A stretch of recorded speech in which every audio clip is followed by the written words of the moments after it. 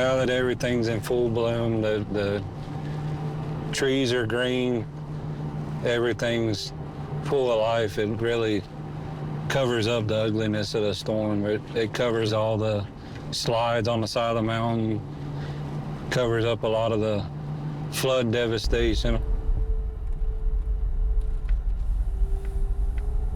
Chasing storms is what we do. That's the industry we're in. You know, we've been from Texas to the Northeast to Florida. This one's a little different. You know, these guys, it's in their backyard. You know, they're trying to deal with their family that is missing. Their homes were destroyed. You know, everybody in this region knows somebody that sustained a lot of damage, or if not worse, lost everything. They lost loved ones.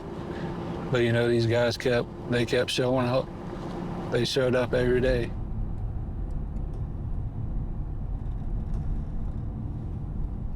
So the storm hit here at about 8 o'clock, you know, was when the mudslide came by my house.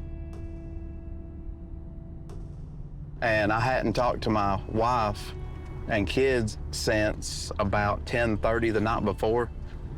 I didn't know how bad it was over here. I didn't know anything. I didn't know if they were okay. When I came around this next curve, that's when my heart kind of sank.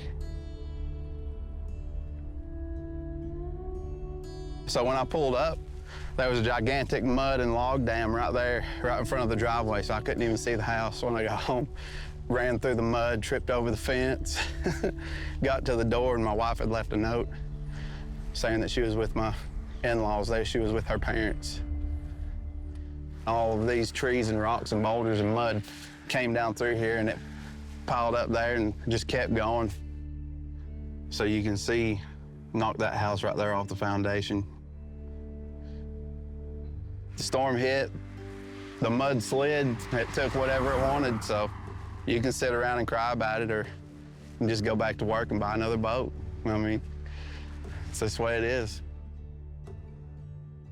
You know, Jarrod, you know, his family wouldn't go back to their house for several weeks. His kids were having nightmares because half his property was involved in a mudslide. But, you know, that guy showed up every day.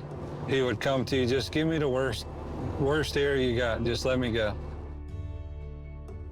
Before the storm hit, there was a tap came off of that pole up on the hill there. It came over to a pole right here and had a transformer on it that fed these houses. It washed it away, compromised the bank. So now we're gonna set a new pole here, new cutouts, new transformers, new everything. Everything will be new.